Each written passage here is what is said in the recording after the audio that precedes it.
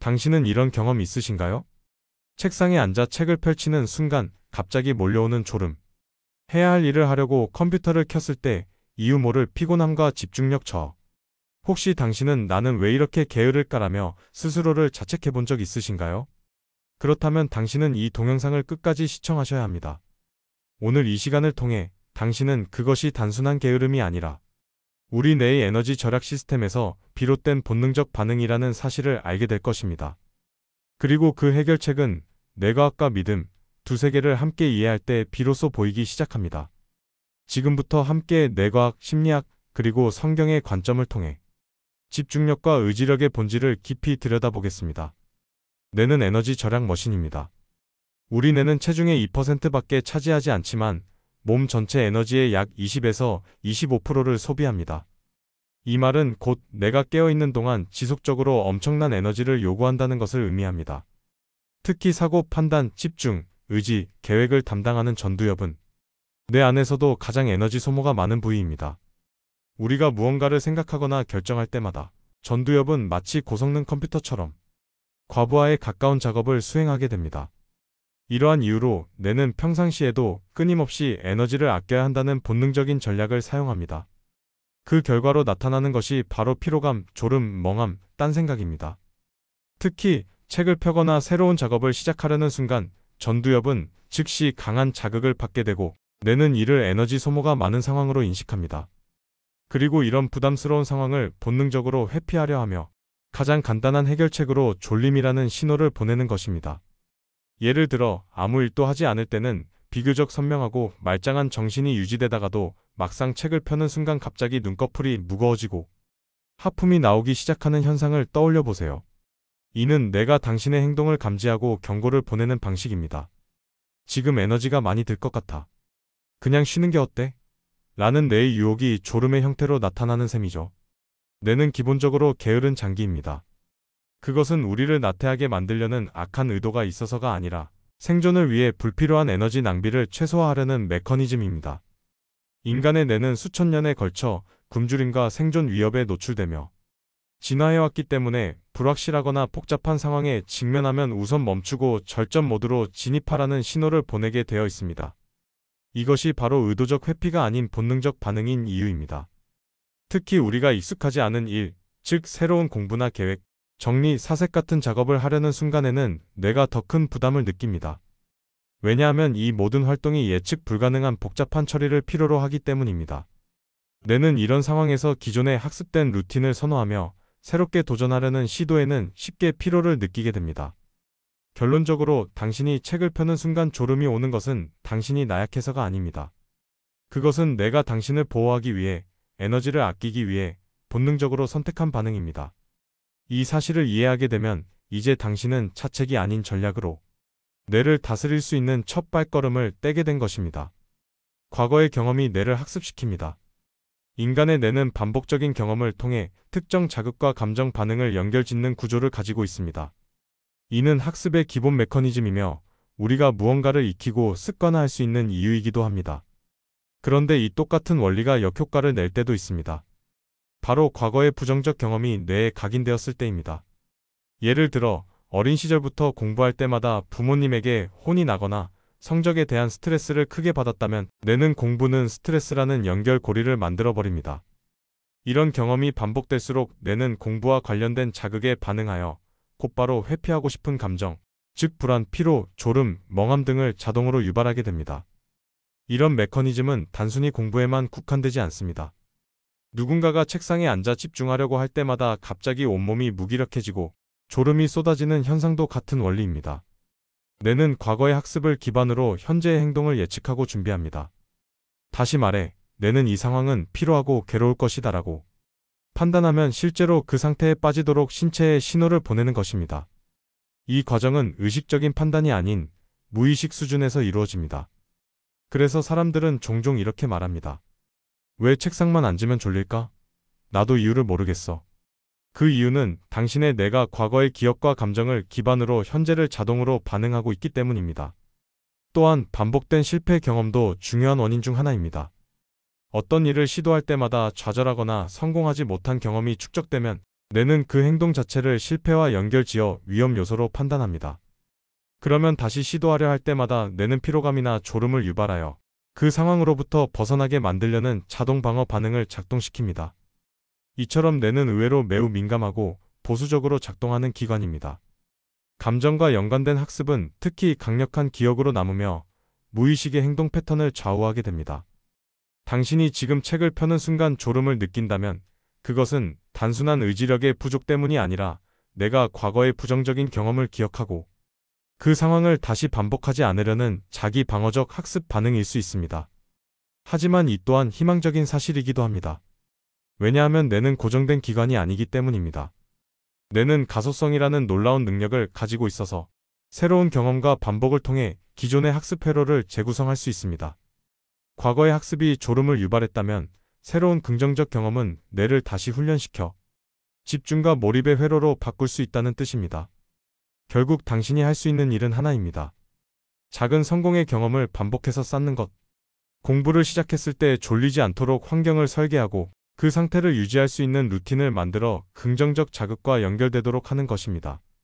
그러면 뇌는 새로운 학습을 통해 공부는 피곤함에서 공부는 뿌듯함이라는 회로로 점차 바뀌게 됩니다. 당신은 뇌의 노예가 아닙니다. 당신은 뇌를 훈련시킬 수 있는 존재입니다. 집중력의 과학적 메커니즘에 대해 알아보겠습니다. 인간의 뇌는 정기적 신호를 통해 정보를 주고받으며 작동합니다.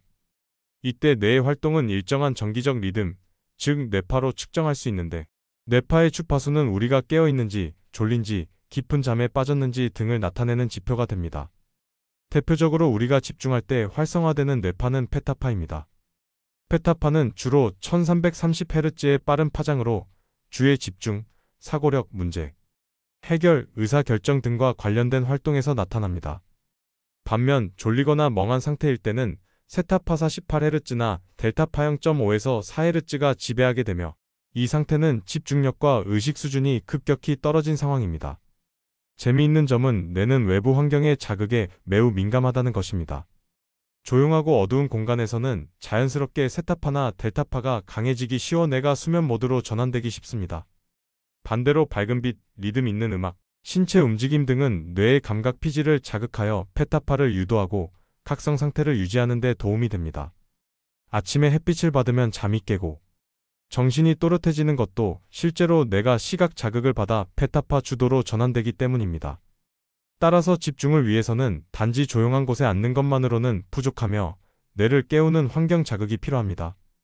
또한 알파파라는 뇌파도 주목할 필요가 있습니다. 알파파는 이완과 집중의 중간 지점에 해당하는 뇌파로 가벼운 명상 상태나 창의적인 사고를 촉진하는 데 유익합니다. 너무 긴장되어 있거나 반대로 너무 졸릴 때도 집중이 잘 되지 않지만 알파파 상태에서는 긴장은 낮아지고 주의력은 유지되어 학습이나 사고에 매우 좋은 환경이 됩니다. 결론적으로 말해 뇌의 각성과 집중은 단순한 정신력의 문제가 아니라 뇌파의 리듬 조절과도 깊은 관련이 있습니다. 뇌파는 내가 원한다고 마음먹는다고 바뀌지 않지만 환경을 조성하고 습관을 바꾸면 자연스럽게 바뀔 수 있습니다. 그래서 집중하고 싶은 순간에는 눈을 크게 뜨고 자세를 고쳐 앉고 밝은 조명 아래에서 리듬감 있는 음악을 배경으로 사용하는 것이 매우 효과적인 전략입니다. 하나님께서 우리에게 주신 뇌는 단순히 기능적인 장기가 아닙니다. 그것은 하나님의 창조 질서와도 연결된 섬세한 리듬의 기관입니다. 시편 139편 14절에서 다윗은 고백합니다. 내가 주께 감사하옴은 나를 지으심이 심히 기묘하심이라. 우리가 집중하고 깨어 있어야 할 이유는 단지 일을 하기 위해서가 아니라 하나님이 지으신 이 놀라운 뇌를 바르게 사용하고 관리하기 위해서이기도 합니다. 지금 당신의 뇌파는 어떤 상태인가요? 만약 무기력과 졸음의 파장 속에 있다면 그 리듬을 바꾸기 위한 첫 자극을 지금 시작해보세요. 전두엽과 도파민은 어떤 관계가 있을까요? 전두엽은 인간의 뇌에서 가장 진화된 부분으로 계획, 판단, 자기조절, 집중, 의지력 등 고차원적 사고를 담당하는 영역입니다. 이 전두엽이 제대로 기능하기 위해서는 한 가지 중요한 신경 전달 물질이 필요합니다. 그것이 바로 도파민입니다. 도파민은 흔히 행복 호르몬, 보상 물질 등으로 불리지만 사실 그보다 더 근본적인 역할은 동기부여입니다. 우리가 어떤 목표를 기대하고 있을 때 혹은 성취를 앞두고 있을 때 뇌는 도파민을 분비하여 전두엽의 활동을 촉진시키고 집중력을 강화합니다. 이 과정은 단순한 감정의 문제가 아니라 실제로 뇌의 회로가 활성화되는 생리학적 반응입니다. 그렇다면 실질적인 해결책들을 알아보도록 하겠습니다. 첫째, 선제적 각성 루틴을 만드는 것입니다. 많은 사람들이 작업을 시작하려는 순간 느끼는 졸음이나 피곤함은 단지 몸이 나른해서가 아니라 뇌가 여전히 휴식 모드에 있기 때문입니다. 뇌는 습관적인 패턴에 익숙하며 갑자기 집중해야 할 일을 하려 할 때 즉각적으로 각성 상태로 전환되기 어려워합니다. 그래서 중요한 것은 작업을 시작하기 전 의도적으로 뇌를 깨우는 루틴을 만들어 두는 것입니다. 이를 우리는 선제적 각성 루틴이라고 부릅니다. 이 루틴은 작업을 본격적으로 시작하기 전에 단 5에서 10분 정도만 투자하면 되지만 그 효과는 상당히 큽니다. 이는 단순한 준비 운동이 아니라 실제로 뇌의 시상하부와 전두엽에 각성 신호를 전달하여 작업과 학습에 적합한 상태로 뇌를 세팅해주는 과정입니다. 자, 그럼 어떤 루틴을 시도해 볼 수 있을까요? 첫째, 기지개를 크게 켜고 스트레칭을 해보세요. 이 간단한 동작은 몸의 혈액순환을 활성화시키고 산소 공급을 늘리며 동시에 뇌에 지금은 움직이고 일할 시간이라는 신호를 줍니다. 자세를 고치고 어깨를 펴고 몸을 크게 늘리는 동작만으로도 뇌는 졸음 모드에서 서서히 깨어나기 시작합니다. 둘째, 찬물로 가볍게 얼굴을 씻어보세요. 물리적인 자극은 뇌의 감각 피지를 자극하여 빠르게 각성 상태로 전환하는 데 도움을 줍니다. 특히 찬물은 신경계에 강한 자극을 주기 때문에 졸음을 물리치는 데 탁월한 효과가 있습니다. 셋째, 창문을 열고 자연의 빛과 바람을 마주하세요. 아침 햇빛은 멜라토닌 분비를 억제하고 세로토닌 생성을 촉진시켜 기분과 각성도 모두를 향상시킵니다. 햇빛을 5분만 쬐어도 뇌는 놀라운 속도로 깨어납니다. 넷째, 간단히 걸어보는 것도 좋습니다. 방 안을 몇 바퀴 돌거나 폭도 끝까지 걸었다가 오는 것도 충분합니다. 움직임은 근육뿐 아니라 뇌의 여러 감각 회로를 자극하여 전반적인 활성화를 유도합니다. 다섯째, 밝은 조명을 켜세요. 뇌는 빛을 통해 지금이 깨어있을 시간인지 잘 시간인지를 판단합니다. 특히 형광등이나 스탠드보다 태양광에 가까운 LED 조명을 사용하는 것이 좋습니다. 어두운 조명 아래에선 아무리 정신을 차리려 해도 뇌는 무의식적으로 졸음을 유도하게 됩니다. 여섯째, 따뜻한 물 한 컵을 마셔보세요. 수분 섭취는 체내 순환을 돕고 특히 장시간 집중해야 할 작업 전에 체내 수분을 보충하는 것은 집중력 유지에 직접적인 도움을 줍니다. 이렇게 구성된 루틴은 단순한 몸풀기가 아닙니다. 이것은 뇌에게 보내는 지금은 집중의 시간이다라는 신호체계입니다. 하루의 시작 전에 이런 루틴을 꾸준히 반복하면 뇌는 그 루틴 자체를 하나의 트리거로 인식하고 루틴이 시작되자마자 스스로 각성 모드로 전환하게 됩니다. 그리고 중요한 것은 이 모든 행동들을 신앙적인 시선과 함께 결합하는 것입니다. 예를 들어 루틴의 시작을 짧은 기도로 열 수 있습니다. 주님, 오늘 제 마음과 정신이 흐트러지지 않고 맡겨진 일을 잘 감당할 수 있도록 저를 깨워주소서. 이 기도는 단순히 영적인 의미를 넘어서 실제로 우리의 의식과 감정을 하나로 정리해주는 마음의 루틴이 됩니다. 시편 5편 3절에서 다윗은 이렇게 고백합니다. 여호와여, 아침에 주께서 나의 소리를 들으시리니 아침에 내가 주께 기도하고 바라리이다. 아침에 기도로 시작하는 삶은 뇌의 구조조차 바꾸어 놓습니다.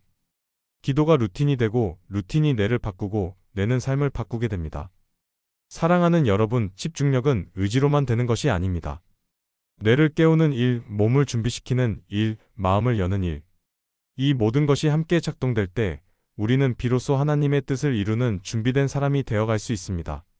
지금 이 순간 루틴을 정해보세요. 그리고 내일 아침, 오늘 나눈 이 내용을 하나씩 실천해보세요. 뇌는 반드시 반응할 것입니다. 예를 들어 어떤 일을 생각만 해도 하고 싶다, 기대된다는 느낌이 들 때가 있죠?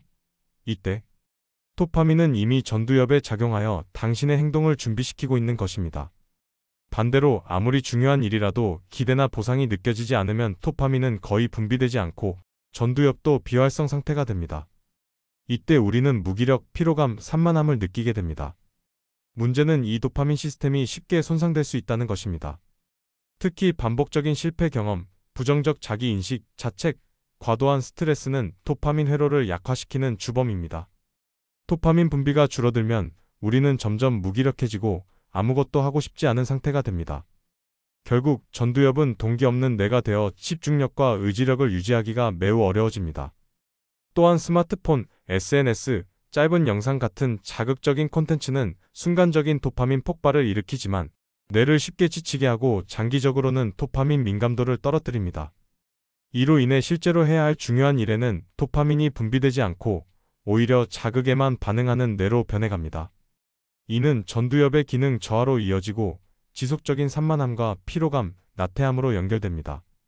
그러나 희망은 있습니다. 도파민 시스템도 회복될 수 있기 때문입니다. 그 열쇠는 작은 성취감입니다. 우리가 어떤 일을 작게라도 시작하고 그것을 마무리했을 때 느끼는 뿌듯함, 만족감은 도파민을 자연스럽게 자극합니다. 이 과정을 반복하면 도파민 회로는 다시 살아나고 전두엽도 활력을 되찾게 됩니다. 성경에서도 비슷한 원리가 나옵니다. 스가랴서 4장 10절은 말합니다. 작은 일의 날이라고 멸시하지 말라. 하나님은 큰 일이 아니라 작은 일에 충실한 자를 사용하십니다. 우리의 뇌도 마찬가지입니다. 거창한 계획보다는 오늘 단 5분의 집중, 한 장의 독서, 짧은 기도라도 꾸준히 반복할 때 뇌는 다시 회복되기 시작합니다. 전두엽은 훈련을 통해 강화되는 뇌의 근육 같은 기관입니다. 그리고 도파민은 하나님께서 우리 안에 넣어주신 움직이게 하는 동력입니다. 이 시스템을 바르게 이해하고 다스릴 때 우리는 더 이상 무기력한 뇌에 끌려다니는 존재가 아니라 자기 주도적이고 집중력 있는 삶을 살아갈 수 있습니다. 두 번째 5분 루틴으로 시작하기입니다. 많은 사람들이 새로운 일을 시작할 때 오늘은 2시간 공부해야지, 오늘은 완전히 집중해서 끝낼 거야 라고 다짐합니다. 하지만 이런 다짐은 오히려 뇌에게는 큰 압박이 됩니다. 왜냐하면 뇌는 큰 변화나 긴 시간의 과업을 위협으로 인식하기 때문입니다.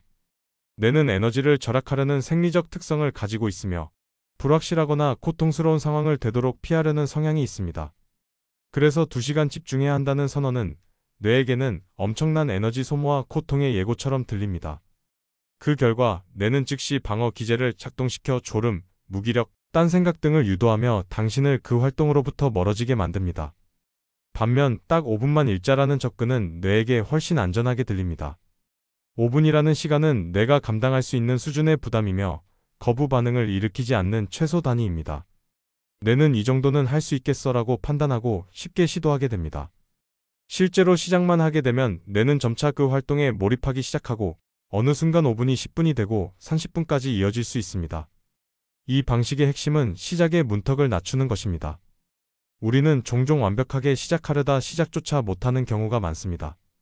하지만 작고 쉬운 목표부터 접근하면 뇌는 점차 그것을 새로운 습관 회로로 학습하게 됩니다. 이런 루틴은 단순한 습관이 아니라 뇌 구조를 바꾸는 강력한 방식입니다. 뇌에는 시냅스 가소성이라는 특징이 있어서 반복적인 행동은 특정 회로를 강화하고 고정화하는 효과를 냅니다. 그래서 매일 5분씩 같은 시간에 같은 행동을 반복하면 뇌는 그 시간과 행동을 자동화된 패턴으로 기억하고 점차 저항 없이 받아들이게 됩니다. 이런 5분 루틴은 다음과 같은 방식으로 구체화할 수 있습니다. 책을 펴고 5분만 읽기, 5분 타이머 맞추고 집중하기, 글쓰기나 기도문 작성, 5분만 손을 움직이기, 5분 동안 성경 한 장 묵상하기, 5분 동안 조용히 하나님께 집중하며 호흡 정리하기. 이때 중요한 것은 시간보다 행동의 지속성입니다. 짧더라도 매일 반복하는 것이 뇌에는 더 큰 영향을 미칩니다. 이런 반복이 쌓이면 뇌는 더 이상 그 활동을 회피하지 않고 오히려 안정과 익숙함을 느끼게 됩니다. 성경에서도 작은 시작을 귀하게 여기시는 하나님의 마음이 자주 등장합니다. 누가복음 16장 10절에는 이렇게 말씀하십니다. 지극히 작은 것에 충성된 자는 큰 것에도 충성되고 하나님은 우리의 의지를 보시는 분이 아닙니다. 우리의 행동, 특히 작지만 반복적인 순종을 통해 뇌도 삶도 믿음도 바뀌어갑니다. 그러니 오늘부터 단 5분만 실천해보세요. 시작이 작다고 절대 과소평가하지 마세요. 당신의 뇌는 지금도 그 작지만 의미 있는 시도를 통해 재설계되고 있습니다. 우리의 뇌는 주변 환경에 민감하게 반응합니다.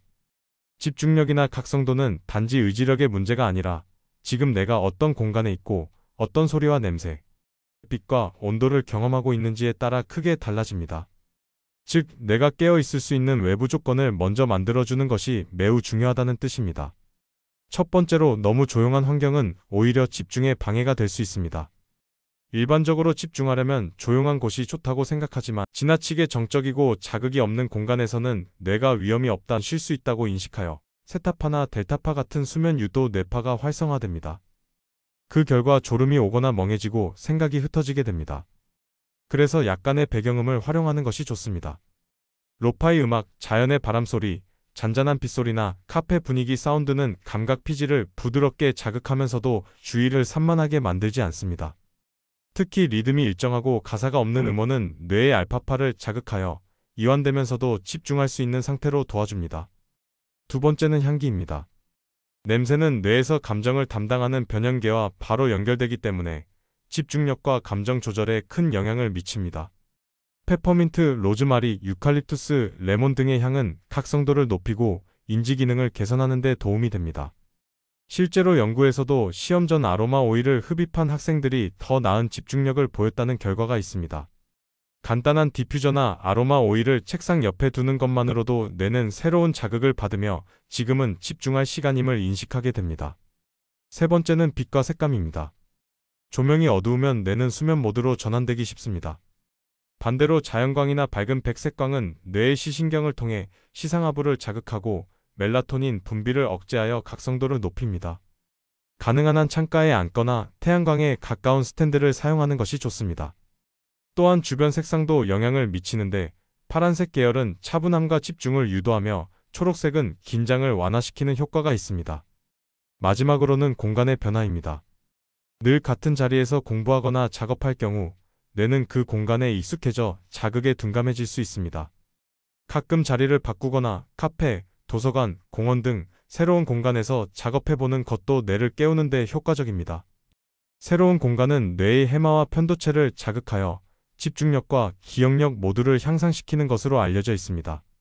이 모든 환경 자극은 단순히 분위기를 바꾸기 위한 것이 아니라 뇌를 자극하고 집중 모드로 전환하기 위한 과학적 장치들입니다.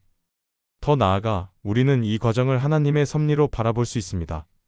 하나님은 우리에게 환경을 다스릴 능력을 주셨습니다. 창세기 1장 28절은 이렇게 말합니다. 땅을 정복하라, 생육하고 번성하라. 우리의 환경을 정리하고 설계하는 일도 하나님께서 맡기신 사명입니다.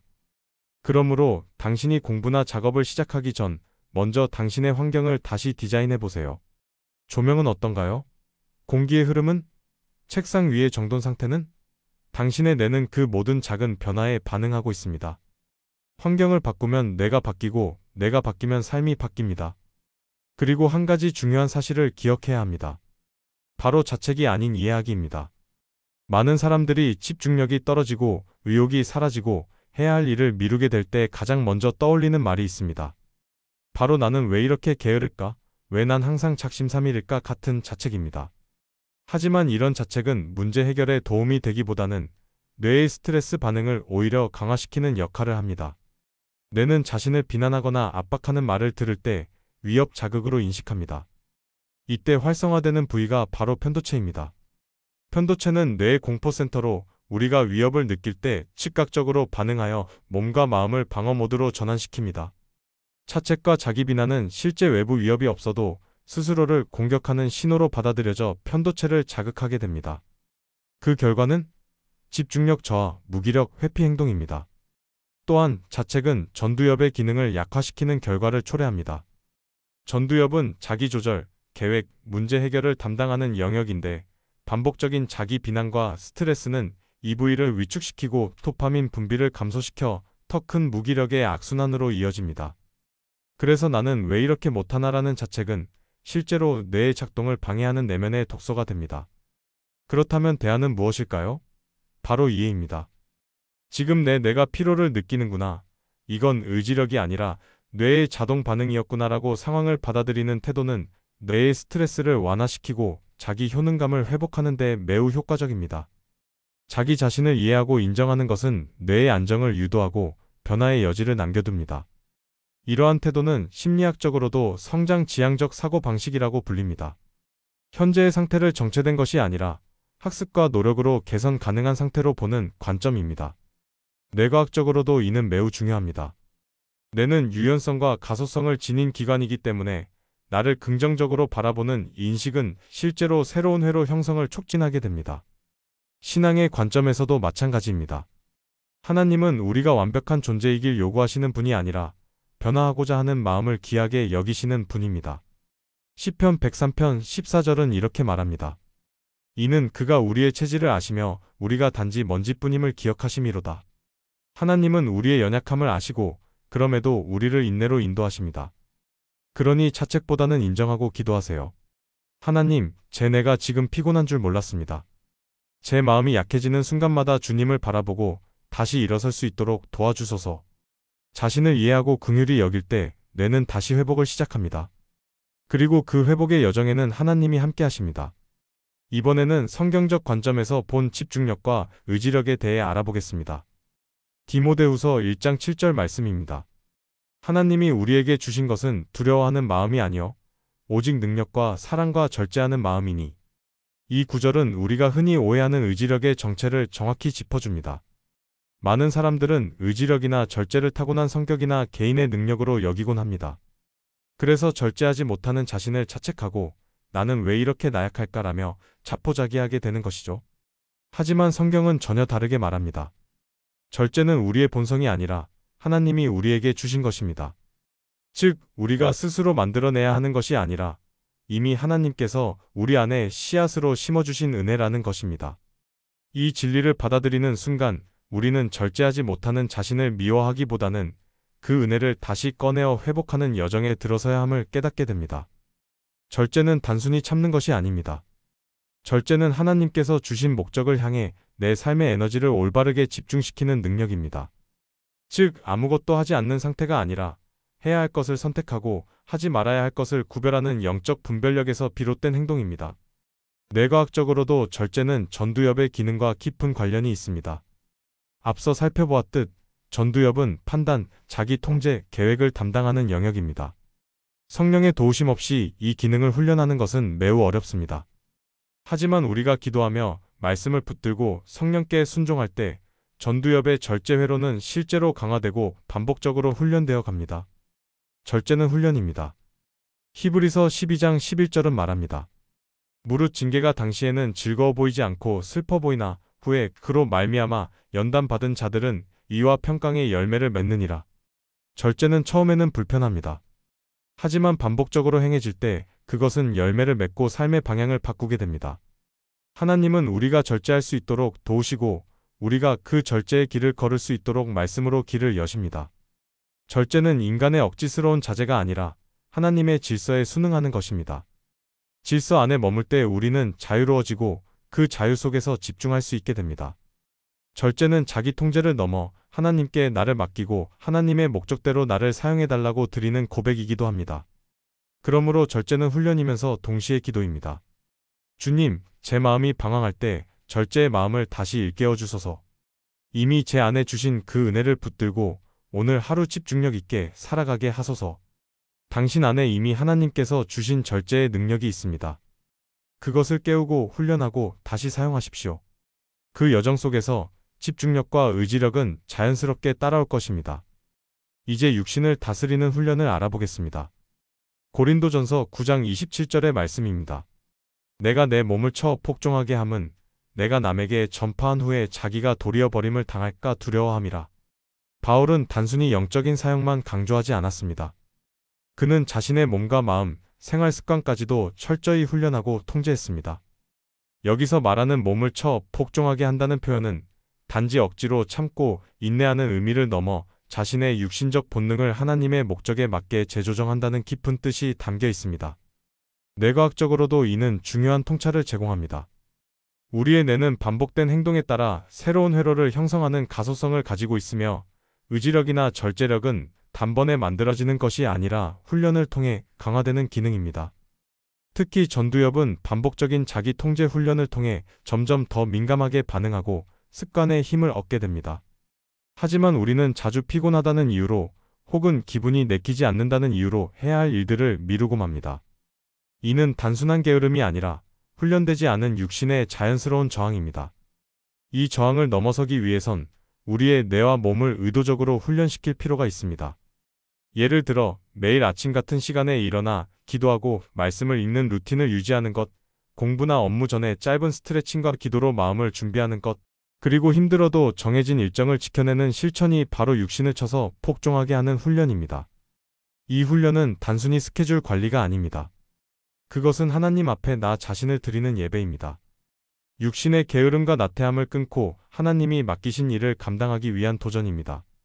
하나님은 우리의 영혼뿐 아니라 육신도 거룩하게 사용하길 원하십니다. 로마서 12장 1절에서 사도 바울은 말합니다. 너희 몸을 하나님이 기뻐하시는 거룩한 산 제사로 드리라. 이는 너희의 영적 예배니라. 그러니 지금 당신의 몸을 다스리는 작은 실천을 시작해 보세요. 의자에서 곧게 앉는 것, 딴 생각이 들어도 다시 말씀으로 돌아오는 것, 오늘 정한 일정을 끝까지 지켜보는 것. 이 모든 것이 하나님께 드리는 훈련이자 예배입니다. 그리고 기도하세요. 하나님, 오늘도 제 몸과 마음이 나태함에 끌려가지 않도록 저를 훈련시켜 주소서. 제 뇌가 말씀 앞에, 훈련 앞에 복종하게 하소서. 당신은 훈련받을 수 있는 존재입니다. 그리고 하나님은 그 훈련을 통해 당신을 준비시키십니다. 로마서 12장 2절 말씀입니다. 너희는 이 세대를 본받지 말고 오직 마음을 새롭게 함으로 변화를 받아 하나님의 선하시고 기뻐하시고 온전하신 뜻이 무엇인지 분별하도록 하라. 이 말씀은 단지 신앙적인 조언이 아니라 뇌과학적 통찰과도 맞닿아 있습니다. 마음을 새롭게 한다는 것은 곧 우리의 뇌 회로를 다시 설계하는 일과도 같습니다. 뇌는 반복되는 자극에 따라 회로가 바뀌는 가소성을 가지고 있기 때문에 새로운 생각, 새로운 말씀, 새로운 결심이 반복되면 실제로 뇌의 연결망이 달라집니다.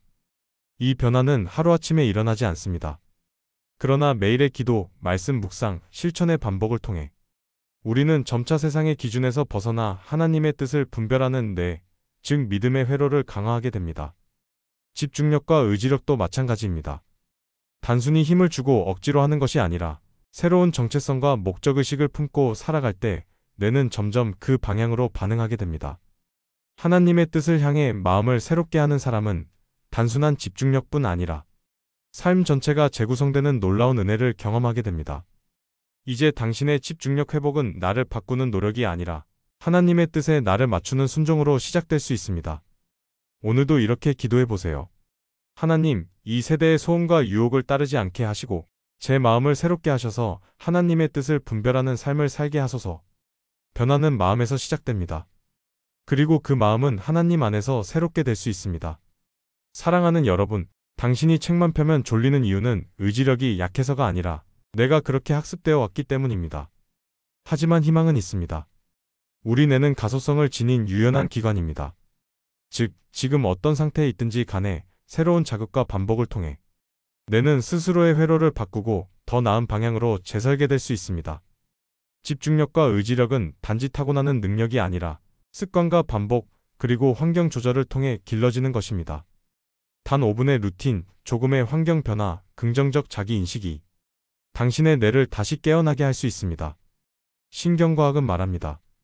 뇌는 쓰는 방식에 따라 바뀌며 반복된 생각과 행동은 실제로 물리적인 회로를 형성합니다. 즉, 오늘의 작은 실천이 내일의 당신 뇌를 구성하게 되는 것입니다. 그러니 오늘 단 5분이라도 의식적으로 뇌를 깨우는 선택을 해보세요. 가볍게 몸을 일으키고 책 한 페이지를 읽고 나 자신에게 이렇게 말해보는 겁니다. 지금부터 나는 집중하는 사람이다. 그 반복이 쌓이면 당신의 뇌는 그 말을 현실로 만들 것입니다. 뇌는 당신이 바라는 방향으로 충분히 바뀔 수 있습니다. 과학은 그 가능성을 증명했고 변화는 당신의 선택에서 시작됩니다. 지금까지 시청해주셔서 감사합니다. 구독과 좋아요는 저에게 힘이 됩니다. 감사합니다.